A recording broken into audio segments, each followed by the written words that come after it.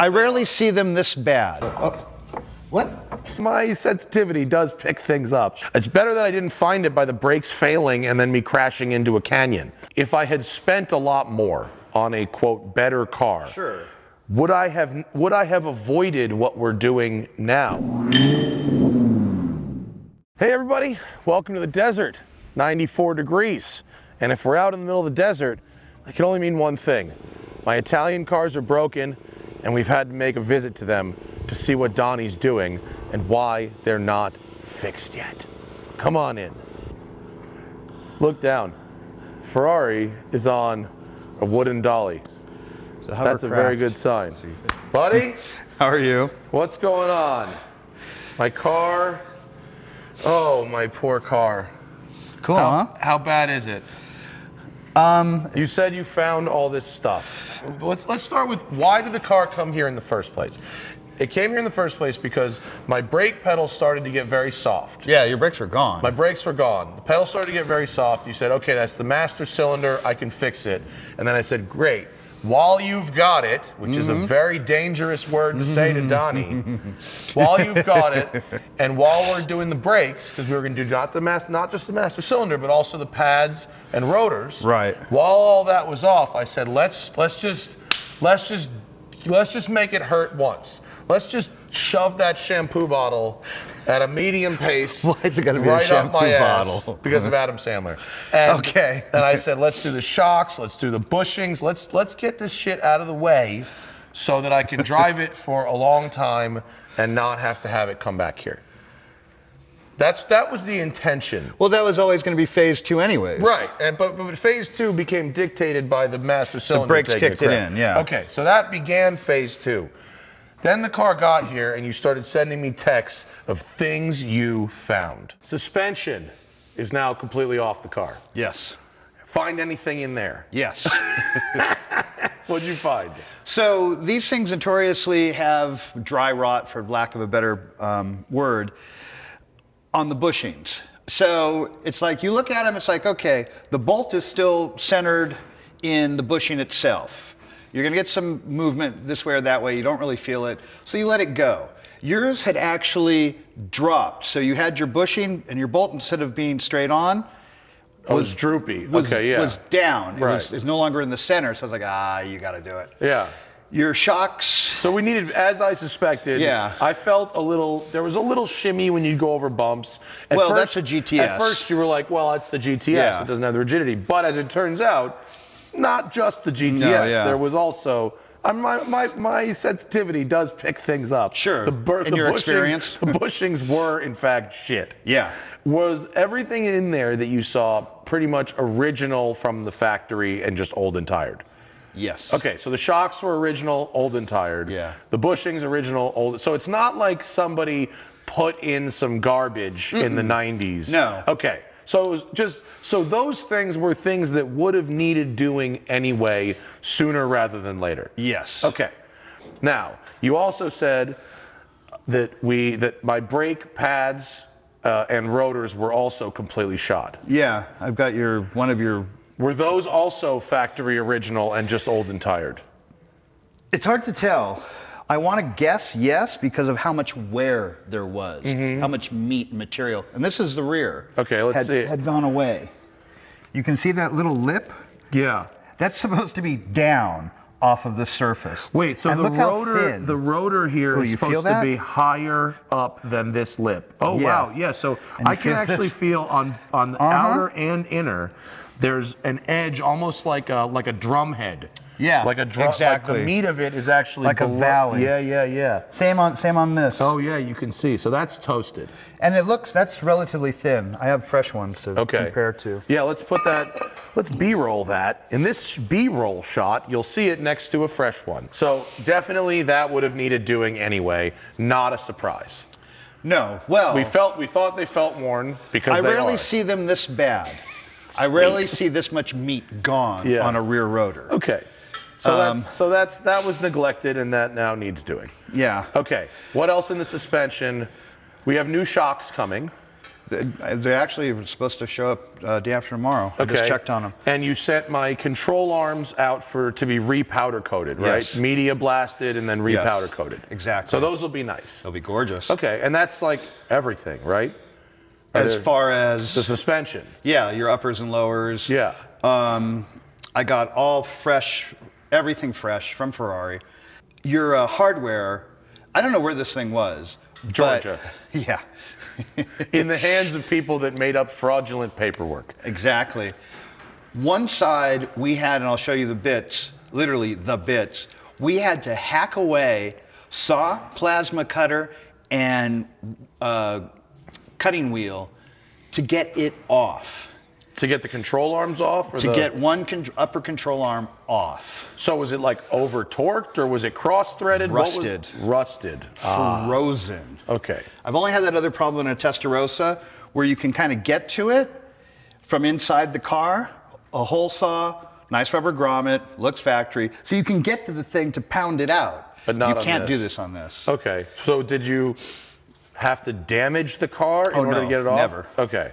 All right, well, so it's good now, right? Oh yeah, we're ready to go. All right, cool. Okay, now, so that's the suspension, and the front and the rear, you know, same. Except in the front, you found that the steering rack had an issue. Oh my God. I'd never seen a rack so loose or floppy. And if this is how this car, the car actually, it felt to me like it was driving okay. Like it was an old car. Yeah. It wasn't as precise, but like, frankly, if that's how it felt broken, then good should be actually great, you know, because it was not good. So the steering rack was trashed. The steering rack was trashed, so the inner ram itself even had play. And that's like, whoa, this is almost dangerous. Great. Factory, original rack. So I took it and the rest of my racks I'd accumulated over the years. And my guy will actually make bushings for it. That sounds so it fits very affordable. Dead on. Yeah. But like this, I mean, to me, everything we've described so far is a one-time, like for me, it's once. We do it once. And in the life I own this car, none of it should ever need doing again.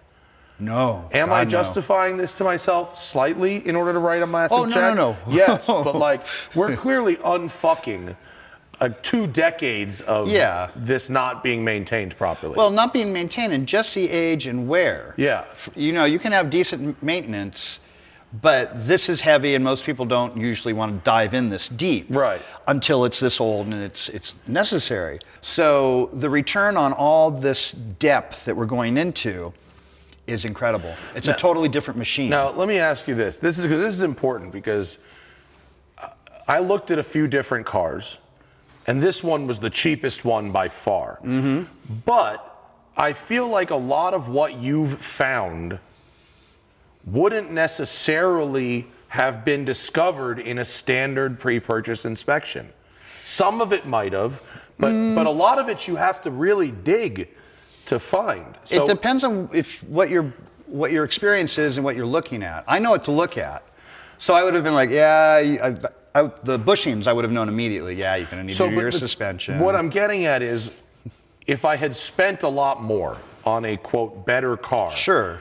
Would I have avoided what we're doing now? Not necessarily. Not necessarily, right? I mean, maybe, but also maybe not. It's all age. All of these cars have all come to an age point where the rubber is just trash. Yeah. It deteriorates.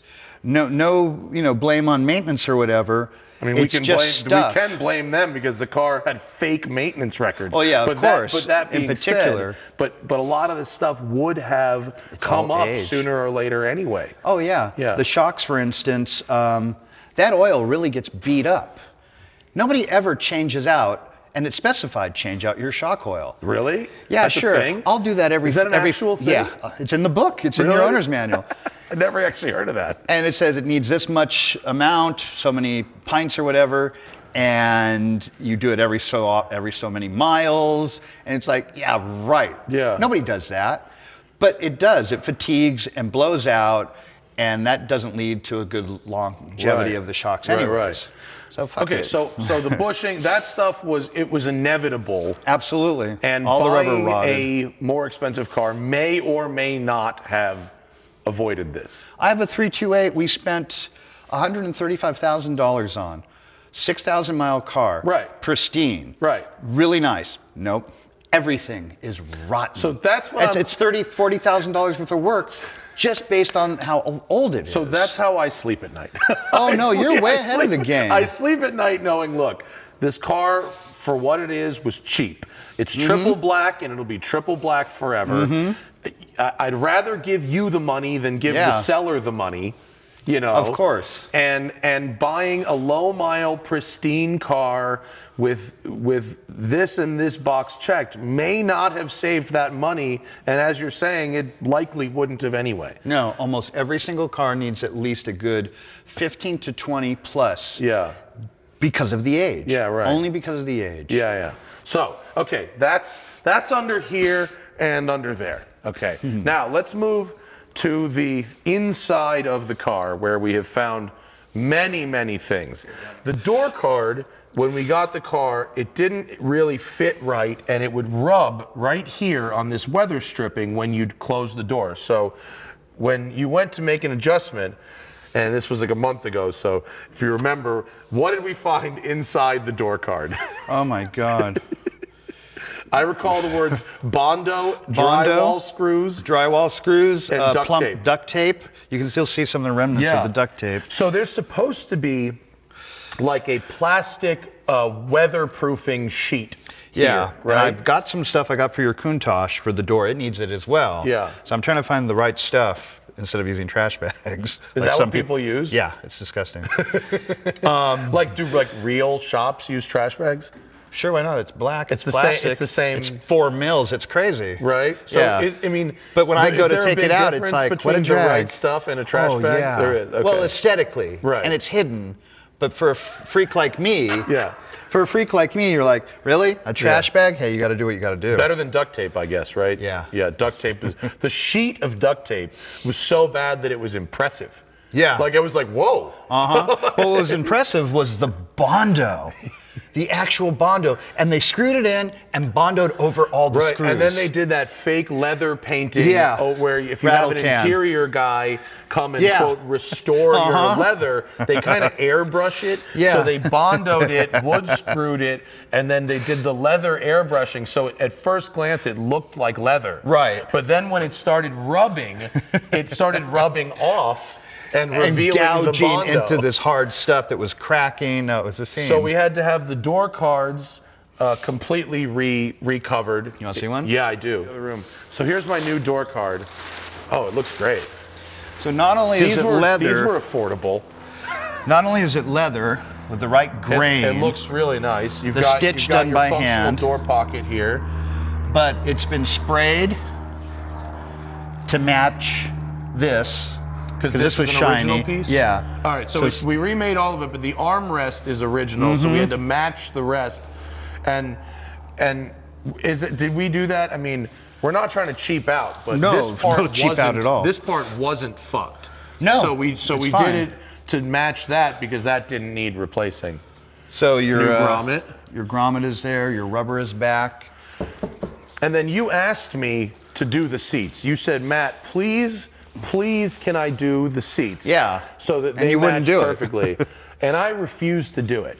And I didn't necessarily, part of me wanted to do it because I didn't want to spend the money because it was another $4,000 to do the seats. And we're already in over our heads here. But also, if you talk about my BMW M3 with very low miles on it, when I get in the car, I scoot around because I don't want to damage the leather on the bolster. I wash my hands so that the oils of my hands don't mess up the perfect steering wheel. Is it white or something? No, but it's so perfect. Sure. That I'm such a bitch about it. Right. And this car, I didn't want to start off with that. I didn't want to go, oh, now I have to, are my pants clean? Is my bed? So I said, one of the things I love about this car with the top off, I just plop in the seat. if I'm at the gym and I'm sweaty, I'll just plop in the seat. Well, yeah, and perfect. It's like from 2 feet away, nobody knows. Most of the time, nobody knows. You know. But I wanted to leave the seat because honestly, it's good enough. It's black, it's not super cracked, the grain isn't perfect, but I didn't want it to become something that became precious. I wanted to be able to go, whoop, drive the car. So that's why I said to not do it, honestly. Well, yeah, and they're at such a point where they're hard, but they're not destroyed yet. So I can bring them back. I have to actually start doing it because I do multiple layers of feeding and massaging. And I have to get my dog. Okay, go get the dog. Waffle, come here. But anyway, that's why I didn't want to do it. They can be conditioned to be nice and soft and rich, but they're not terrible. And between the money and between the fact that I didn't want to over precious the car, we left the seats. So the door cards and then the lower dash, as you can see. Is this my new lower dash, Don? No, this isn't. This is my brand new, and it's a little dusty because it's been here. But here's my new lower dash cover. It was getting a little saggy around this. And in the back is the circuit board layout. Now, Don, let's talk about the circuit board. I have it over there. Yeah, I want to see it because even though you went through the fuel system, even though you went through the ignition system, even though you did the major service and got the engine really, really good and strong running, it was still cold starting like shit. Yeah. And so your next move was to go to the circuit board, which is mounted behind the where your passenger side knees go. And what did you find? So two of the main on the circuit board, two of the main solder points had heated up and started to burn through. And they burned so hot that the back of the circuit board, I'll show you, is just a cover to seal it up. It was starting to burn into the back cover. So it was getting really hot. So what happens? It melted the entire board. I mean, the whole board was melted. The board was shot because it gets hot and it burns away and then loses its touch. So interesting, going back to deferred maintenance, fuel pump, fuel filter. Fuel filter is a bitch in this. Fuel pump is also a pain in the ass. No one ever gets around to it because nobody ever thinks to do it. It should be done, especially the filter, but the filter is a bitch. It starts to draw more and more amps in order to pull through that clogged old filter. Pulling more amps, this circuit board was never designed for that. So it starts to heat up and cook. So I've heard other people say, oh yeah, well these circuit boards always fail in the 308 and the 328. Is it the fault of the circuit board or is it the fault of not doing the fuel filter? It's a combination. These circuit boards, back in the day, it was the best Ferrari. Cavus made them. Cavus made all their electronic equipment. It was the best you could get at the time. Contract, you know, whatever. The material sucks. With age, it breaks down. With vibration and driving, that doesn't help it. And it just can't handle the heat when it gets to that heating point. So I have these new ones made. They're beautiful. I've never had a comeback. I put them on, I plug them in, and everything, like the lights are brighter, the stereo sounds better, everything. Whoa, all this is a different car. Yeah. And speaking of stereo, we don't have it, but you're putting my stereo in. No, it's right here. Where? Oh, is this it? Yeah. Oh, look at this. The leather on this was a little janky, and we had, and my gauges had gotten a little hazy. Oh, so we took them out. This was all sucked up. They always do that on these. So we took them out, had the gauges redone, right? So they're less hazy. Is it? Do they just take the face off and clean it, or is it actually replacing the gauge? We cut and make a fresh face. Oh, okay. Clean everything. But the gauges itself were fine. They worked. Oh yeah, they all worked. And then this is the Blaupunkt Bremen stereo, which looks old school. And then you flip that open, you've got your USB port and your SD card, and then an 1/8 inch jack there, and it's got Bluetooth. So then we've got new speakers. Those aren't them. These are the old speakers? Yeah. Oh, it had clarions in them? It had old clarions in them. We do have new speakers, and I don't know where they are, but they're here in the shop somewhere. And then so we've got, that's all brand new, which is very nice. So that'll get done. And let's take a look. Can we open the frunk here? Sure. to Let me touch on what your else you got? door. Oh, great. So I took your door completely apart because of this. This is just weather stripping that's come loose. Well, it was loose and it was flopping around. So it tears here and it's sandwiched in and pop riveted. It doesn't exist. I think I have another supplier in Italy I can get it from. What I've done with Boxers and other cars is I'll order everything available in this configuration, Ferraris, Alphas, whatever, and then I'll fit it and go, okay, this one, I can use this one. This is from whatever's going on with this door. Someone hung their arm outside of it, I should say.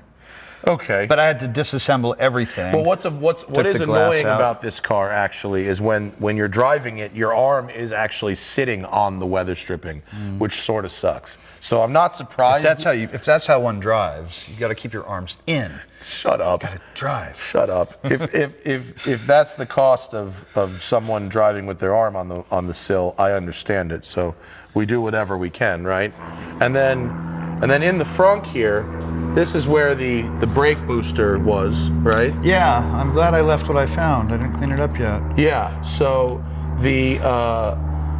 there was the remnants of maybe some varmint. Yeah. This was behind a piece of plastic or something, right? Well, the no, trunk liner. The pedal box is here, the booster is here, and then your master is hanging out over there. And what it does is it completely covers and hides all your lines for your heater valves. And so now I have access to all the hoses. So I can go in here and give you all fresh, real hoses. Well, that's good, but then what is this? That's just the remnants of some animal who took up residency. It's, yeah. That, of course, will be cleaned up. I imagine it will, but I was wondering when we were going to find remnants of some animal in this car. Always. Yeah. So, as you guys can imagine, the bill will be small. Of course. This is a big job. All of it obviously needs doing. We can't stop now. And so yeah, I'm going to be more money into this car than I expected to be. But like he said earlier, buying a more expensive one might not have solved really well. Maybe the Bondo on the doors. Yeah, of course. That one would have been probably handled. Yeah, we probably wouldn't have had Bondo on the doors. But mechanically, a lot of this stuff is just age, dry rot. Basic maintenance, basic wear. So the end result being, or the end goal being, that I have a car that has enough miles on it that I can drive it and not worry about the value, that's mechanically sorted enough that I should be able to get it at any time, anywhere, take it on road trips, take it to places, use it as a car, as it should be. When it's finished, it'll be so solid and so straightforward. If you're like, shit, I'm going to just fuck off and go to Montana, and then why not go to New York? Yeah. Which is what you do. It's what you do in your car all the time. Yeah. So I want this car to be there because when it works, I liked it, even knowing how broken it was. I still enjoyed driving it. Imagine. So imagine when it's actually fixed. So yes, it is more money, and yes, there are people who will be like, ha ha. But like, here we are, and we're gonna get it fixed, and we're gonna get it going, and I want to see. Those parts that you've got, the new parts. And then I also want to take a look at my Countach, which is over there, and is there for a very minor reason, completely unrelated to driving. Yes. But we're going to check that out too. I'll show you where I kind of stalled out. The Countach has been here for a month because the window stopped working. And Donnie was like, oh, no problem. I'll fix that right up. You'll have it right back. And then he didn't, and it's still here. Here's the crazy solenoid. Donnie's the best, but he's not the quickest. That's for sure. What is that? Is that the door popper? Yeah. The remote door popper? Well, yeah. So the solenoid's half the size of the car. Right. So my car has these remote door poppers, like literally on the remote. Yeah. You can pop the door. Are you taking them out? No. Okay. Yeah, no, I'm putting them back. They work. Yeah, no, they're awesome. Like, it's not factory. Somebody put them in. Don't know when they were put in, but it's the only Countach I've ever seen where you could remote pop the doors, and it's extremely cool. So if we can save that, Oh, I of would like course. to put that back together. Just, you know, it's just a little Mickey Mouse, but hey, whatever. It Plumber's worked. tape. It was Mickey Mouse, but it worked. This is pop riveted in, and I kind of like, something caught my attention. Because I need to get in here and get to your cables, which are totally Shredded. wrapped around themselves and twisted. So is it like a fishing line that went out too fast, where it gets like yeah, kind exactly. of birds nested in yeah, there? exactly. Oh, that It jumped somewhere. It's a roll-up cable that goes on this Lou Goldberg of a system from cables and pulleys to bring up that little piece of glass, all of what, 4 inches? This little dumb piece of glass. So basically, it broke. I closed the door, and the window just dropped. And I thought it came off the track or something, and then Donnie could just pull off the door card and then pop it back on the track, and that would be like no problem. But that's not what it was. No, when you explained it to me, I knew exactly what had happened already. Well, there's something else. Oh, there's always something else. What? So your alarm system has been triggered. And what it does is this really quick, and even makes that noise. Yeah. So I started to like look under the dash and find wires. Yeah. And instead of just grabbing my clippers and just start, you know, red wire, green wire. Yeah. Just start taking the thing apart, cutting it away. Yeah. I'm going to go through and remove that leg. So is that that connected thing. to the door poppers? Is it No, okay. So far. Someone in the 90s put a janky alarm on this thing, which which doesn't shock me at all, because that's what everybody did in the 90s. And now, 25 years later, that jankiness is coming back to bite us in the ass. Right. 90s and 80s cars are awesome. Okay. Everyone was going to get their cars ripped off at any minute. Somebody made a fortune. Okay. Is this even my cover? No. It's not even my cover. You left your cover at your house, I think. I did. And remember, always fight your tickets. Use code TST10 on the Off the Record app, available in the Android and iOS store, or go to offtherecord.com/TST.